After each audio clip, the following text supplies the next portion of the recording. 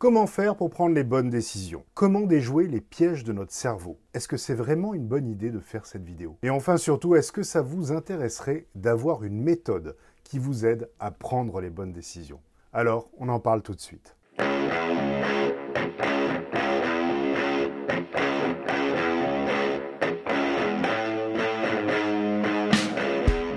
Bonjour chers amis managers, j'espère que vous êtes dans une forme olympique. Prendre la bonne décision, que cela soit dans notre vie professionnelle ou personnelle, peut parfois s'avérer très complexe et c'est normal. Nous sommes souvent tiraillés entre notre instinct, nos émotions et la raison, sans savoir comment faire pour pouvoir trancher sans se tromper. Et d'ailleurs, la bonne décision existe-t-elle vraiment? Alors avant de voir tout cela en détail, je vous invite à prendre dès maintenant deux excellentes décisions. La première, abonnez-vous à cette chaîne. Et la seconde, si vous ne l'avez pas encore fait, allez vite télécharger mon e-book offert, développer votre leadership grâce à la posture de manager coach. Je vous mets le lien juste en dessous de cette vidéo. J'ai assisté hier à une présentation réalisée par des professionnels de la finance et j'avoue que j'ai été fortement interpellé par certaines courbes d'évolution, que ce soit des actions ou d'autres types de placements. En effet, l'essentiel des fortes chutes ou des fortes croissances que l'on pouvait observer dans le monde de la finance sont essentiellement dus à des pièges que nous tend notre cerveau, que l'on appelle des biais décisionnels, et qu'on observe ici à grande échelle. Et la grande difficulté des professionnels de la finance, c'est justement de pouvoir anticiper et pondérer ces biais décisionnels. Sauf que nous sommes tous concernés au quotidien par ces biais décisionnels.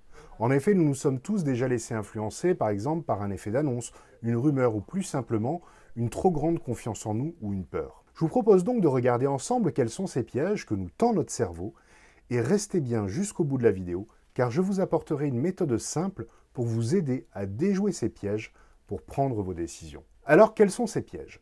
Selon le prix Nobel Daniel Kahneman, il existe deux modes de traitement des informations et les prises de décision. Le premier est intuitif, rapide et émotionnel, et le second est plus lent et plus logique, plus réfléchi. Les deux comportent à la fois des avantages et des inconvénients. Il existe, vous allez le voir, 4 familles de biais décisionnels qui peuvent nous induire en erreur. Alors attention, vous risquez de vous reconnaître dans de nombreuses des situations que nous allons voir. La première famille, ce sont les biais liés à l'action. Ce sont de manière générale l'optimisme excessif et l'excès de confiance. En effet, dans le feu de l'action, porté par notre élan, nous avons souvent tendance à surestimer la probabilité des événements positifs et à sous-estimer les négatifs. Nous pouvons aussi surestimer notre compétence par rapport aux résultats souhaités et nous ne prenons pas en compte, je dirais, le rôle du hasard. Regardez par exemple certains joueurs au casino qui, grisés par une belle série de gains, décident de tout miser sur un dernier grand coup. Et là, c'est le drame. La deuxième famille, ce sont les biais liés à la perception et au jugement. En effet, un des rôles de notre cerveau, c'est de maintenir l'homéostasie, c'est-à-dire l'équilibre pour notre survie, que ce soit notre rythme cardiaque, notre pression artérielle, notre température corporelle, etc. Mais notre cerveau cherche aussi l'équilibre dans notre mode de fonctionnement, avec la création d'habitudes, de rituels et de croyances. Et oui, le cerveau aime le confort des habitudes. Or, dans notre vie, nous développons un grand nombre de croyances qui peuvent être aidantes ou limitantes. Et donc, notre cerveau va essayer de préserver ces croyances, car elles ont eu un rôle, une utilité, à un moment donné dans notre vie. Mais cela peut être à l'origine de pas mal d'erreurs de jugement. Par exemple, les biais de confirmation et l'égocentrisme.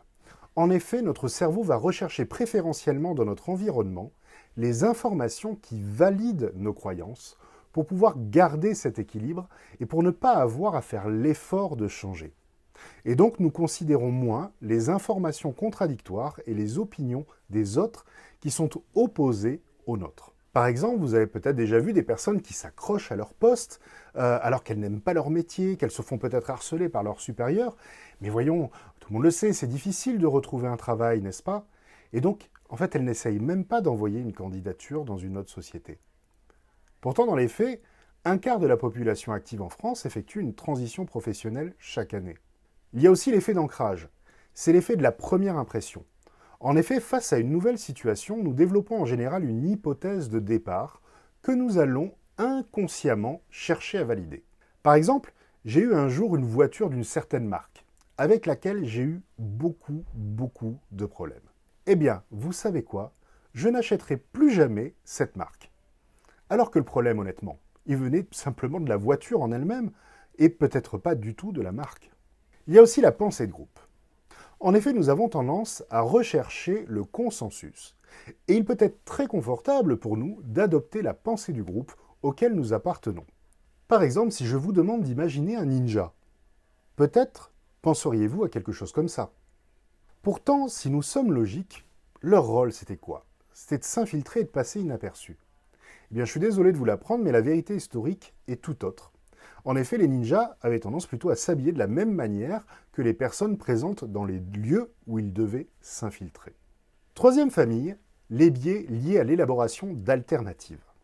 Alors, ils comportent notamment l'aversion pour la perte. C'est-à-dire que nous accordons souvent plus d'importance au risque de perte qu'aux chances de gain. Viennent ensuite les biais de contrôle, c'est-à-dire que nous pensons souvent que nous pouvons contrôler les résultats, sauf que nous évaluons souvent mal les conséquences de nos actions et notamment la part du hasard. Et enfin, quatrième famille, les biais de stabilité. Ils comportent en premier lieu les biais de statu quo, c'est-à-dire qu'en l'absence de pression pour faire évoluer une situation, nous avons tendance à préférer l'immobilisme. Et oui, c'est beaucoup plus confortable que de devoir changer, n'est-ce pas? Il comporte aussi le biais du présent, qui fait que nous surestimons ce que nous pouvons faire ou obtenir à court terme, et nous sous-estimons au contraire ce que nous pouvons faire ou obtenir à long terme. C'est d'ailleurs ce biais qu'utilisent les vendeurs de rêves, par exemple, qui arrivent à vous faire croire qu'ils peuvent nous faire perdre 10 kilos en une semaine grâce à un super produit miracle. Alors, avez-vous pu voir si certains biais vous concernent plus que d'autres? Et oui, je vous rassure, on se fait tous piéger à un moment ou à un autre. Mais la bonne nouvelle, c'est qu'il est tout à fait possible de contrer ces biais décisionnels. Regardons maintenant comment faire. Le premier moyen est bien sûr de les connaître, afin de pouvoir avoir une analyse critique de notre propre mode de raisonnement. De manière générale, si les enjeux qui font suite à cette décision ne sont pas trop importants, n'hésitez pas à faire confiance à votre instinct. Il sera dans la plupart des cas un très bon guide et vous gagnerez en temps et en efficacité. Si par contre vous sentez que les enjeux sont importants pour vous et qu'une émotion est très présente, par exemple la peur ou l'excitation, et là je dirais méfiez-vous. En effet, si vous sentez qu'une émotion guide votre prise de décision, il est fort probable qu'un biais décisionnel soit impliqué.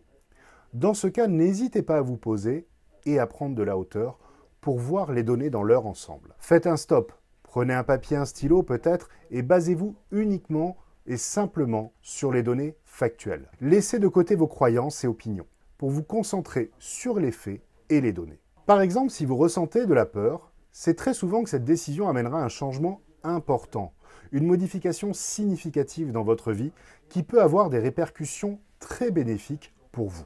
Donc votre cerveau résiste, par aversion pour la perte ou par le biais de statu quo par exemple. Et si vous analysez de manière factuelle la situation, vous verrez que très souvent, il n'y a aucune raison de ne pas prendre cette décision en dehors de votre peur. Je vous rappelle que le courage, c'est de savoir poser des actions même lorsque nous avons peur. Vous verrez donc que très souvent, face à une peur, le fait de passer à l'action vous sera très favorable.